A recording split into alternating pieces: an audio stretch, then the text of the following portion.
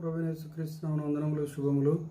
మనకైతే అత్యంత ప్రాముఖ్యమైన విషయం ఏమిటంటే దేవుని వద్ద నుండి క్షమాపణను పొందుకున్న తర్వాత పాపము చేయకుండా ఉండవాలంటే బైబిల్ను క్రమం తప్పకుండా చదువుతూ దేవునికి క్రమంగా ప్రార్థన చేస్తూ ఉండాల్సినటువంటి అవసరత ఉన్నది. ప్రియులరా, నాకు అత్యంత ఉత్సాహమైనటువంటి సంతోషం కలుగునట్లుగా నేను జీవించినట్లు నేను ప్రార్థన చేసుకునవలెను. అలాగే మీరును ప్రార్థన చేయవలసిన వారే ఉన్నారు.